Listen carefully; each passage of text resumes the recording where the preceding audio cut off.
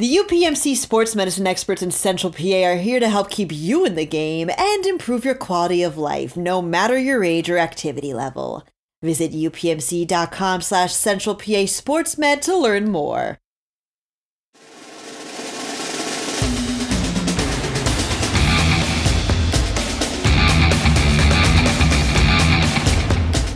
Alrighty, welcome back to another edition of PA High School Football Report Podcast. I'm Eric Epler from PennLive. Joining me this week is my colleague. I'm going to call you a longtime colleague now because you're a veteran here in the Harrisburg area. Dan Sostek. Dan, how you doing? Yeah, pretty good. I think while I was in Cape Cod, I officially hit the three-year mark. So I got all those random I opened my LinkedIn for the first time in like a year and had a bunch of messages congratulating me on 3 years. And I'm like, I don't even know who you are who's messaging me. But 3 years, 3 years working alongside three jackers. So that's right. We certainly appreciated having you. You've been a great addition to the squad. You wouldn't qualify as like if you were in New York for 3 years, you wouldn't qualify as a New Yorker because you know what I mean? That because those people, they're petty. Yeah. They're petty. You need 30 years for that. So you need 30 years exactly. And then they don't trample you while you're walking on the sidewalk. Yeah. All right. So let's get into it. Obviously, another week closer to the 2024 high school football season. Last week we talked a little bit about Media Day. That went off without a hitch. I believe we had close to a perfect attendance. Obviously, a couple schools, very long distance drive. Altoona State College were not in attendance, but pretty much every other Mid-Penn program, 38 teams in the MPC in the big conference. Now we're in attendance at Cumberland Valley. We had a good time. Teams took pictures, interviews, all that good stuff. Ate a lot of pizza. By the way, shout out to JoJo's Pizza. I don't know how many pizzas they ran in. It seemed like they were bringing in a cart every 30 or 40 minutes, Dan. You would have been proud of them. Yeah, I mean, every time I feel like there's never any way we're going to feed everyone. Plus all of our hungry behinds, and they always do it. So I swear that first year that they sponsored, because they've now been unbelievable providing food for us at Media Days, probably for, I think it's close to 4 years now, 3-4 years. I think the first year we had over 200 pizzas delivered for Football Media Day. And guess what? There was only about 6 slices left at the end of the day. That's pretty impressive. Good eating. All right. Let's jump into some football. We obviously have some major news. Dan and I Dan, you were on the story for a while, trying to make some headway. Obviously, it's a very sensitive, it's a very unique situation. It's one in my, 28 plus years of covering football and sports in this area that I've never gone through. But obviously, we've learned that there is a upcoming PIAA hearing to determine if Harrisburg quarterback Shawn Lee Jr. Will be eligible for this upcoming season. We broke the story, Dan, on Monday, I believe it was, and so now we're waiting to see what this final PIAA hearing, the decision that comes out of that. District 3 had a hearing on this by an 11-0 vote, which we confirmed. They denied his eligibility for this what was supposed to be his senior year. Again, Dan, shed some light on this situation because we know it's obviously very personal. It's obviously a massive outcome for Harrisburg High, the community, and obviously the Lee family. It's kind of been bubbling for a while. There have been some rumblings about this, some things, you hear stuff, you don't know if it's true or not. And that's why we do what we do. We have to make sure we get it confirmed, we get people on the record. And so pretty much where we're at is just, Shawn Lee Jr. is fighting to basically be deemed eligible for this coming season for Harrisburg. A debate sort of stemming about how many years, he's been in high school and things of that nature. And I would be lying if I told you I had any idea. We're working on educating ourselves, but I think anyone who's ever kind of delved into bylaws and things like that knows how complicated this stuff is, and you can always dust off an old case or whatever, say this happened, that happened.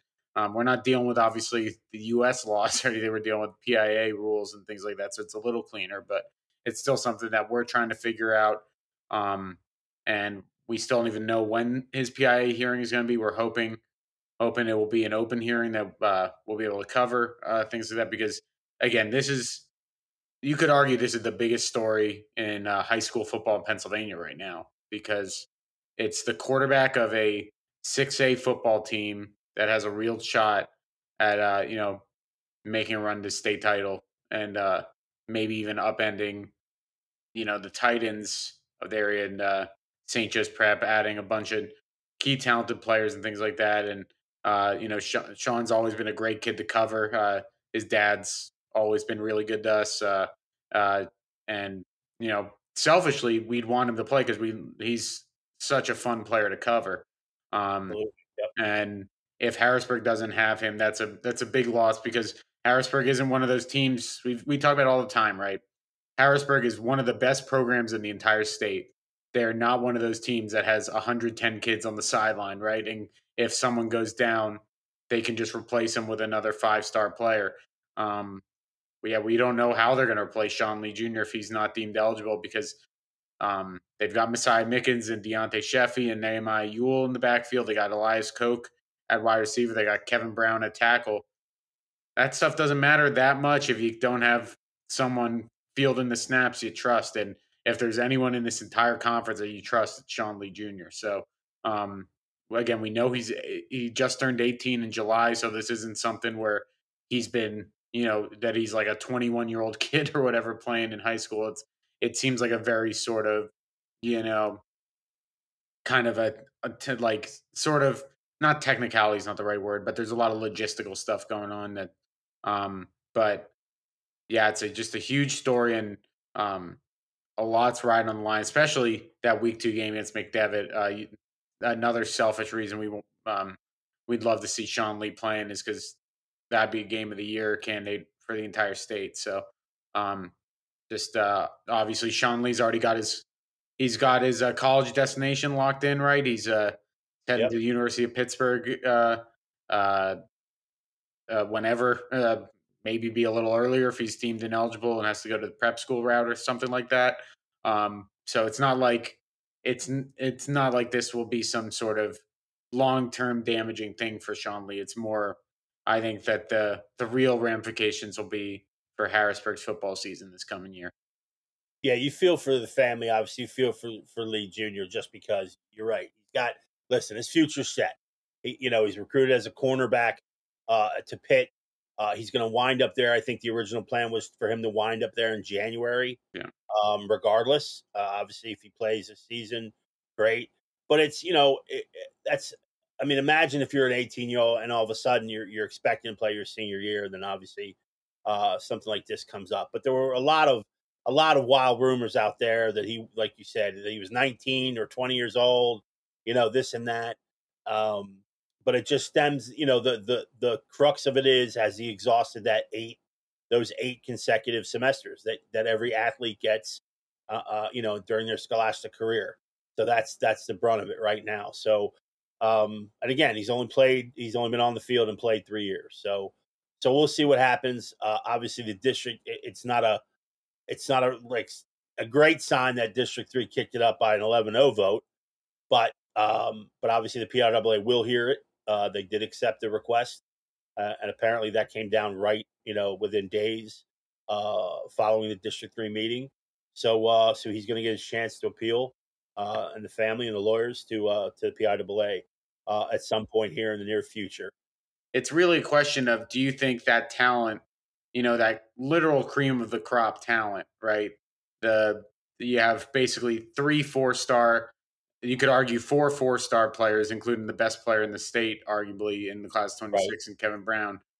You have all those players, and you got guys like Nehemiah Ewell, guys like Quincy Brandon, who I've said for a while, I think that kid's a Division I football player too. I agree. I think they've got so much talent, and you can get away with a little more in high school, but quarterback still matters a heck of a lot. It still really matters. Like, you can hand the ball off to Messiah Mickens, you can hand the ball off to Nehemiah Ewell, you can hand the ball off to Deontay Sheffy, but Shawn Lee Jr. has also been such a leader for that team he's been a starting quarterback there for 3 years.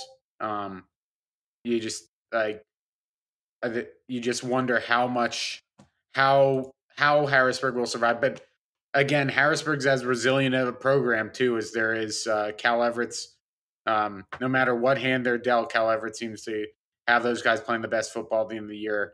I think they'll find some way, but you have to think without Shawn Lee that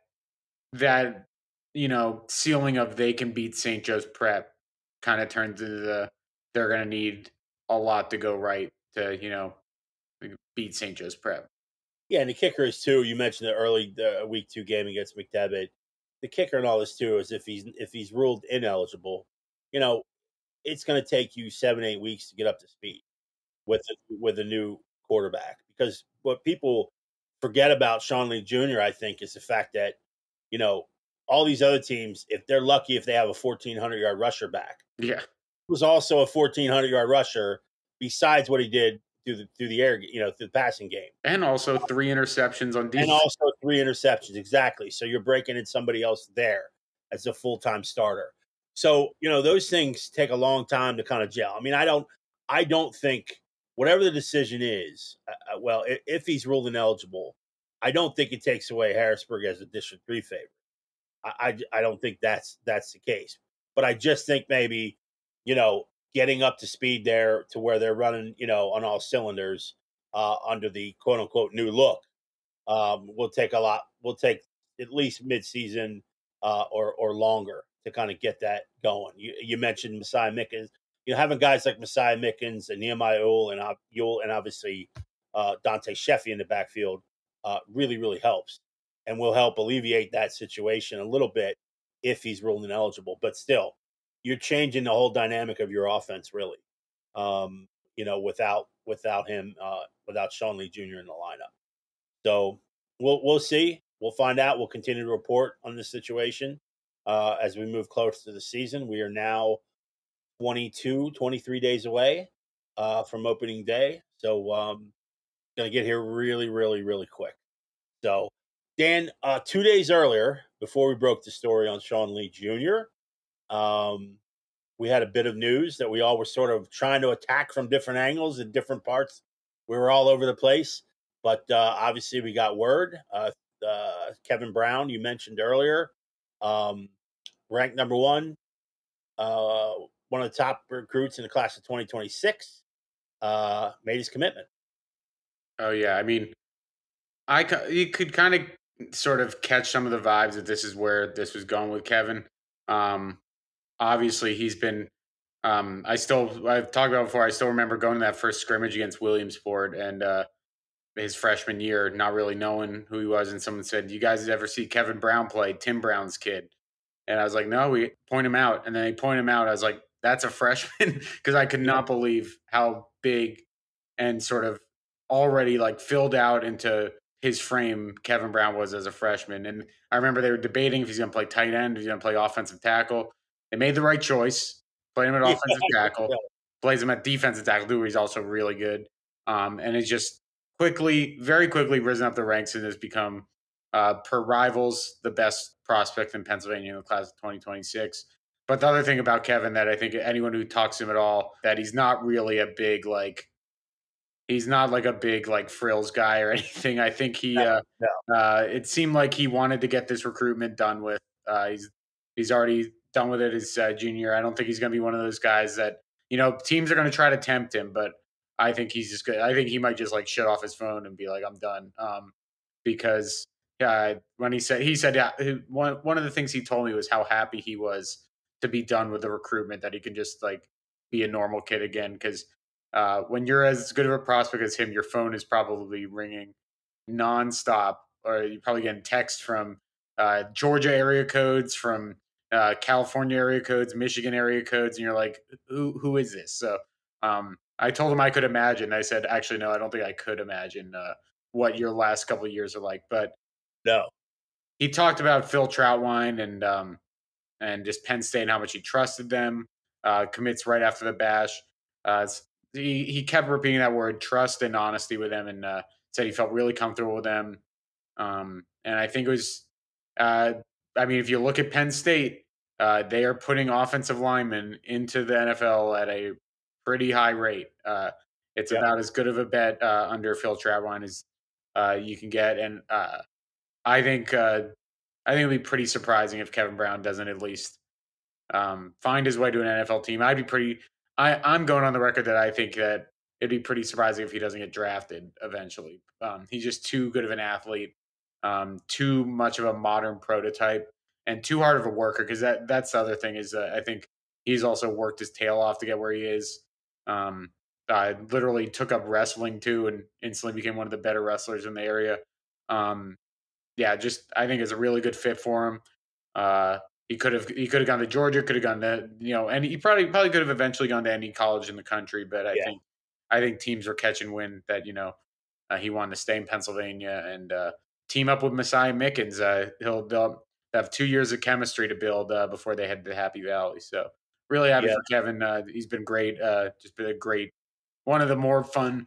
Some offensive linemen, it's kind of fun they're kind of fun to cover just because they're so big and they just like hard to. Kevin Brown's fun to cover because he is mean on that football field, and he goes 110% every single snap, and I think that's just going to continue for the next couple of years. Yeah, you mentioned Messiah Mix. So 2 of the top 5 in PA class of 2026 are Penn State recruits. I suspect, and I know Nittany Lion Nation wants to hear this, but I suspect that Tyler Merrill is probably fairly close to announcing where he plans to go. I'm not saying Penn State's in the lead for him. I personally, I don't think that that's the case, but we could be seeing those two guys next to each other, sometime in the near future at Penn State, which would be pretty awesome. Yeah, to see that. But Tyler Merrill, Cumberland Valley, Mountain, Big Oak, we love to call him, and he was just at Notre Dame, visited Notre Dame last week. In fact, I caught him early at media day. He came in early so he could leave to go to Notre Dame, and then 2 days later he was at Michigan. I don't know how these kids do this, man. Like, I don't know how these kids are like flying around everywhere, still doing schoolwork, because these kids also have good GPAs too. Like, exactly. I could barely keep my GPA up while playing trombone and jazz band, and that was about it. So when you talk about student athletes and things like that, I just think when you're recruited like this, I think it's kind of easy to just look at the offer that's tweeted out and kind of ignore how long these guys are like on the road, driving places, on planes and everything. It's crazy. I truly cannot imagine what it's like to be like a blue chip athlete. And yeah, so I guess that's the only reason why I wasn't is because I couldn't handle that part. It has nothing to do with That's the only reason, Dan. Yeah. It wasn't that you were under 5'9". No. It wasn't that. It wasn't that at all. No. But yeah. No, anyway, congratulations to Kevin Brown. I'm always upset when Eastern Michigan doesn't catch, one of these top recruits, but I understand it. I get it. Poor EMU. The UPMC sports medicine experts in Central PA are here to help keep you in the game and improve your quality of life, no matter your age or activity level. Visit upmc.com/Central PA SportsMed to learn more. All right, let's move on, Dan. Let's we thought we'd finish up, talk a little bit about the divisions. We talked a lot about how the Mid-Penn now is the new look Mid-Penn, using that term a lot, and how we shoved all 38 teams into 4 divisions again, 2 10-team divisions, 2 9-team divisions, Commonwealth and Keystone, which is traditionally your larger schools, with the exception some schools are obviously in the Colonial too that have decent size enrollments, but traditionally the 6A schools and the 5A schools are up top in Commonwealth and Keystone. So let's look at the Commonwealth, Dan. Let's start obviously the move in from the Keystone up to the Commonwealth. Bishop McDevitt and Cedar Cliff are now part of that deal. Let's just talk maybe 1 or 2 teams that we think are probably contenders for division titles. Yeah, I mean, Yeah, I don't want to dismiss the other teams, and I think Cumberland Valley will be interesting with Grant Shepley in his second year. Yeah, You never know with CD East; they've got a lot of talent. And State College, I would never overlook a Matt Lintle coach team ever. right. But it's really hard to look past that week 2 game, um, Yeah, even with the Shawn Lee stuff looming.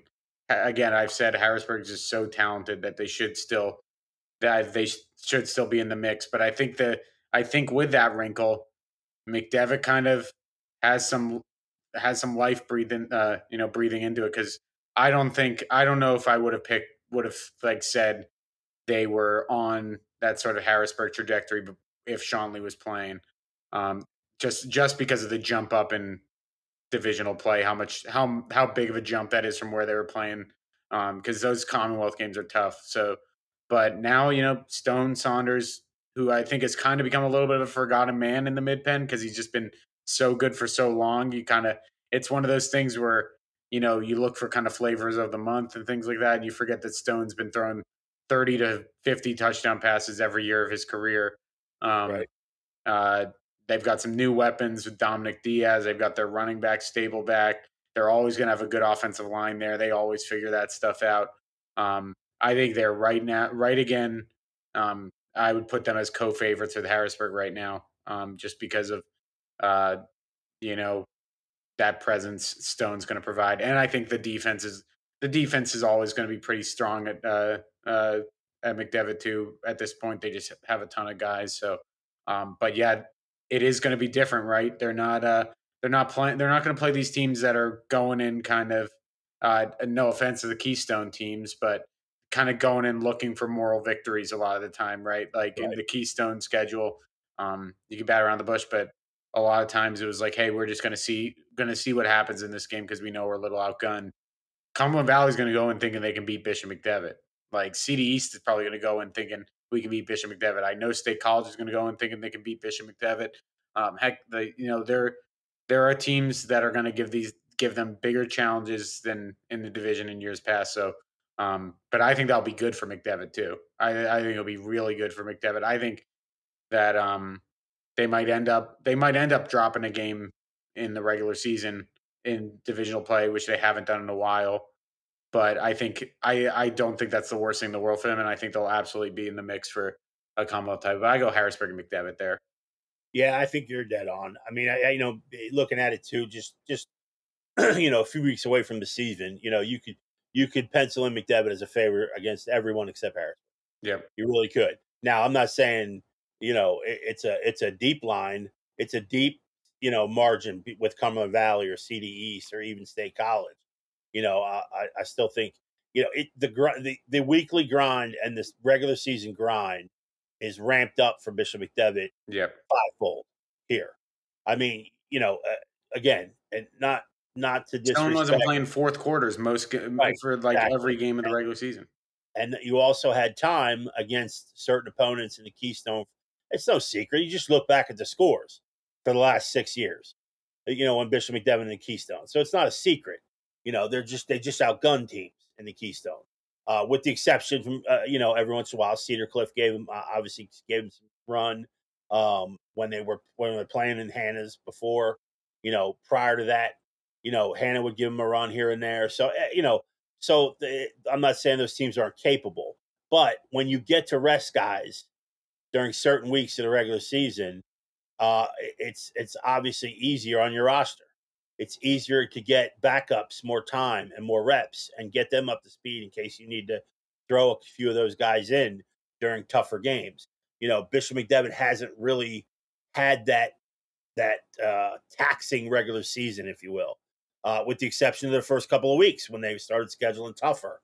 So, that goes away coming into Commonwealth. That really goes away. There may be one or two games where it gets, you're expecting it to get out of hand. For some of these teams that are rebuilding, I think Chambersburg's rebuilding a little bit. Altoona is going to be rebuilding a little bit.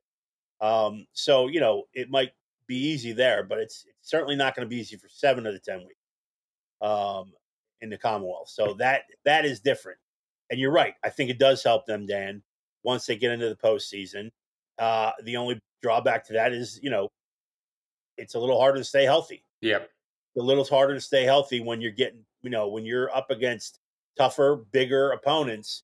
You may win the games, you may win them by 3 touchdowns, but it's just a tougher existence for those 10 weeks moving into the playoffs. So, but I agree with you. I think those two are 1 and 1A right now, and of course, pending the decision with Shawn Lee Jr. Is pretty vital in that regard. So, all right, let's move on to the Keystone, Dan. This is definitely some new look. Northern York's popping in, Shippensburg's popping in, Waynesboro's popping in. Teams that really last year, Shippensburg had kind of a ho-hum year for them. Waynesboro sort of excelled a little bit. And then you've got teams like Gettysburg also in that is, I think, kind of like the unknown here. And obviously they've got some talent. Yeah, I mean, to me, at least right now, again, it's sometimes when you do this preseason stuff, you do lean a little hard um, Sure.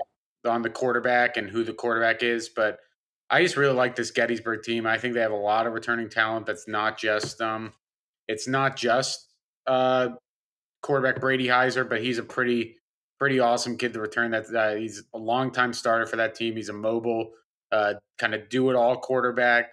He's got a lot of his weapons back. They've got their starting running back back. Big loss will be Jacob Dickerson, who I think was a Yep. really good player for that program for a while. But I think that we're going to see more of the Gettysburg we saw 2 years ago in their first year back in the Mid-Penn, as opposed to last year, which is kind of more of a down year for them. Besides Gettysburg, though, anyone else I think could be in the mix here. I've never counted out Shippensburg just because they always seem to find ways. They've had a tough year last year, but I think that Eric Faust always seems to get them playing well. Mechanicsburg's got some talent. I'm really excited to see one of my, if not my favorite basketball player to cover in the area last couple of years, Josh Smith, who's getting a ton of interest as a football player, and rightfully so. That kid's really fun to watch as both a wide out and defensive back. I know he's gotten some votes for coach nods for defensive player of the year. I think they could be a lot better too. Under Dave Heckard, who's making the wrestling coach, football coach transition, which should be fun.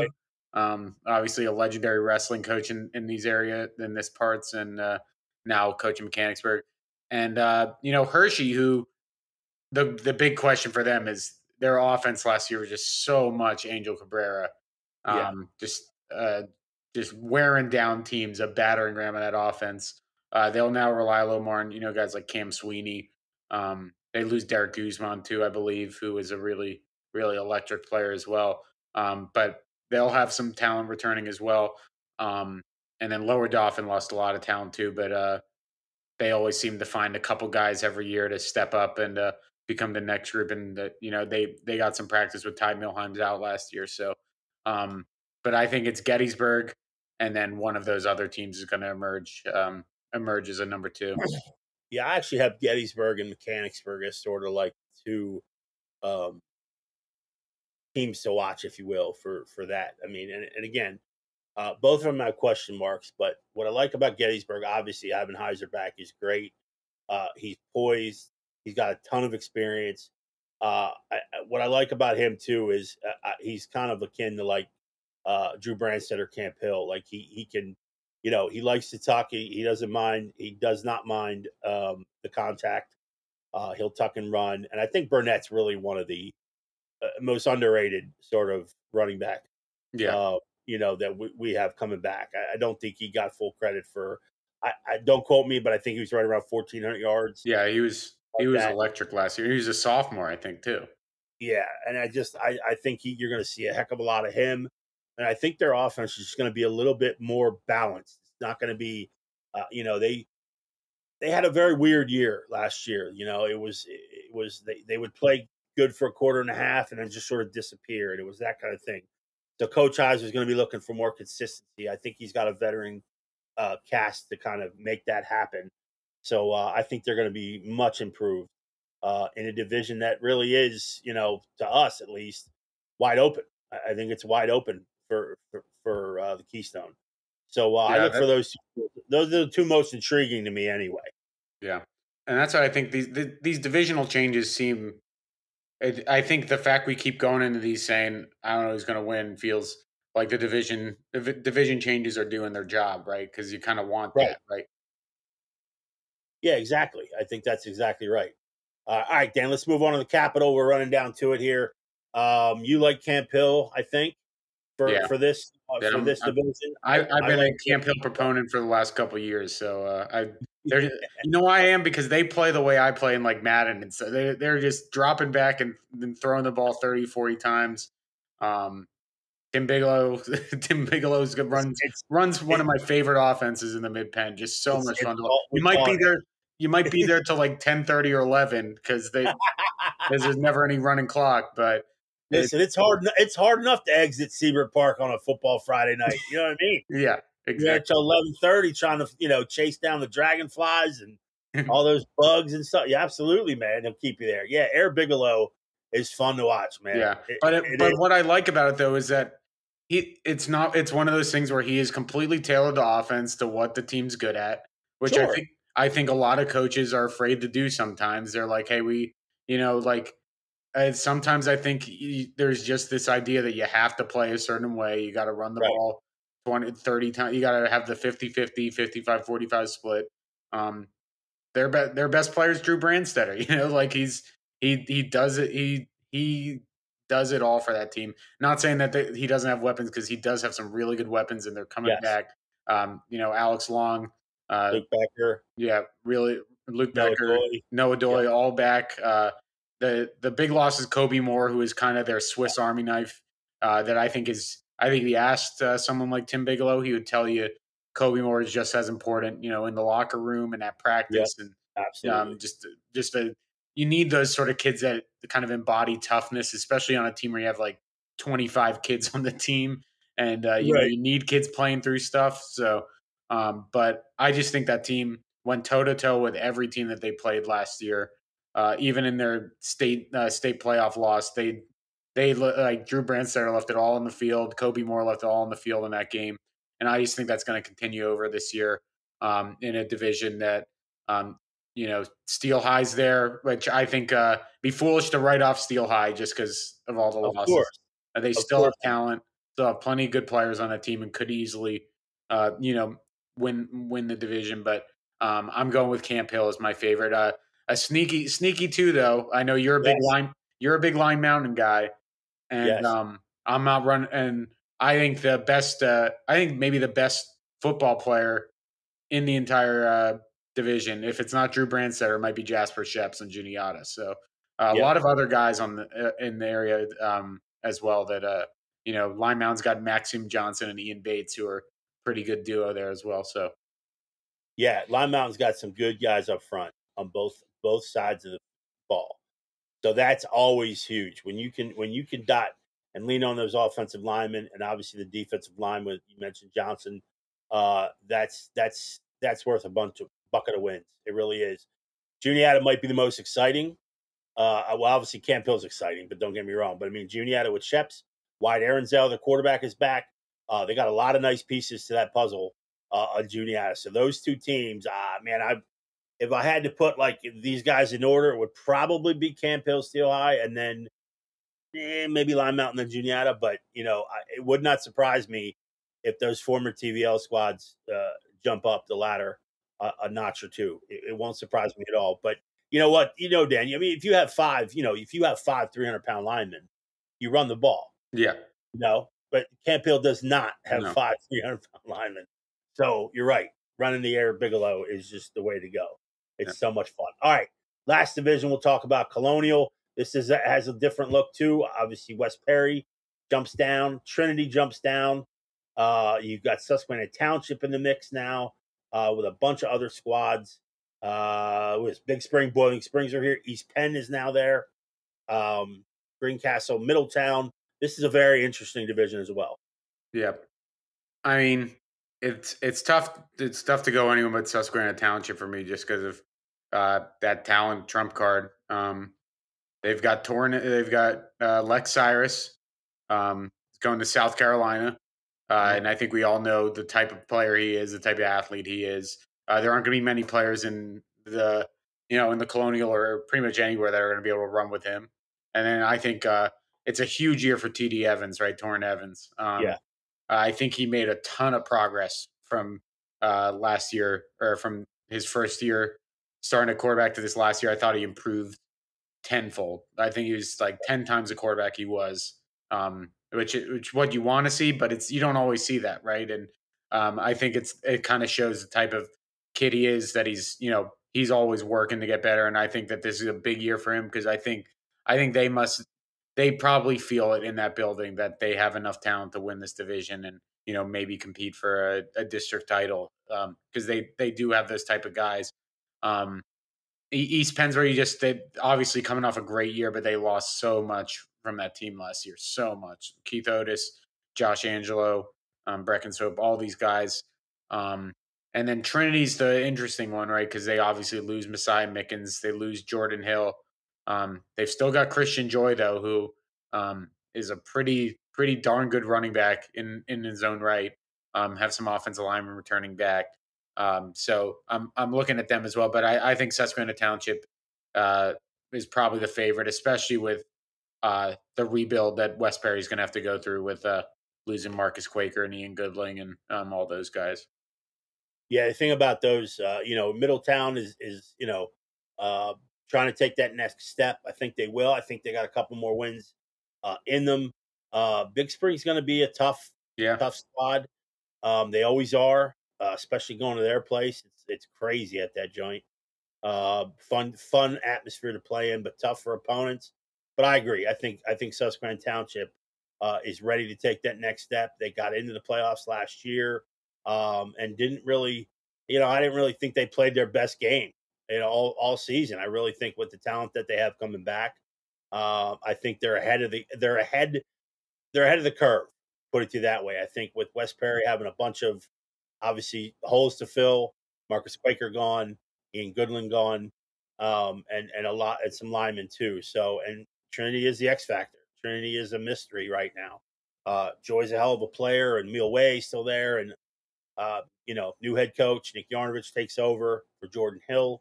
So a lot happening at Trinity, and it may just take, like I said, I'm big on those first 3-4 weeks to kind of, pick yourself up and figure out, okay, this can work for us. This can work for us.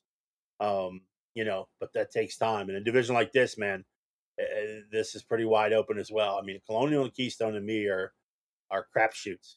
Yep. I don't know how you feel, but I know we've named some favorites here, but if another team jumps up and takes the ground, I don't think any of us would be surprised, at least at this point. Yeah, well, it's because, again, a lot of these teams, I think last year, I felt like a lot of the teams there was like a lot of returning talent in the area. Yeah. And I think there still is this year, but the teams that aren't returning talent feel like they've lost almost everybody from their current, like even just looking at the Colonial, West Perry, pretty much replacing like a blanket of their key players. Milton Hershey replacing a huge blanket of their returning talent. East Pennsboro as well. Greencastle too is in a similar situation. There's just a lot of these teams that it feels like everyone was kind of gone at once.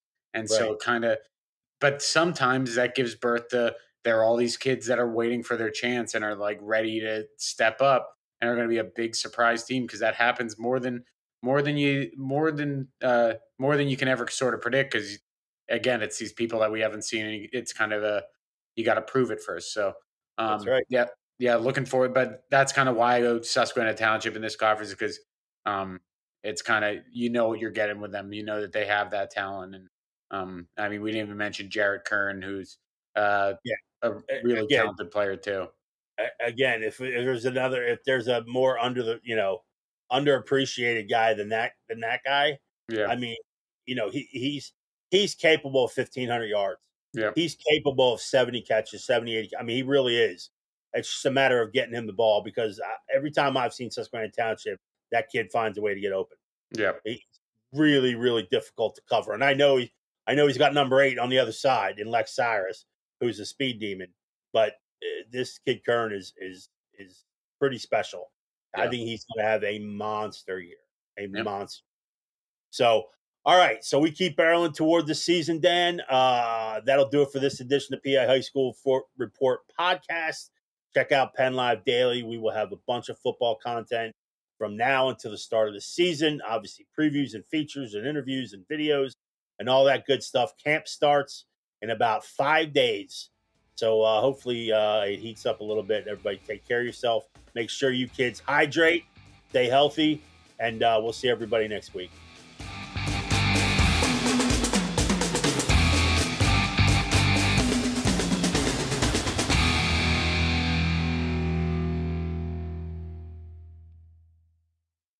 The UPMC sports medicine experts in Central PA are here to help keep you in the game and improve your quality of life, no matter your age or activity level. Visit upmc.com/Central PA SportsMed to learn more.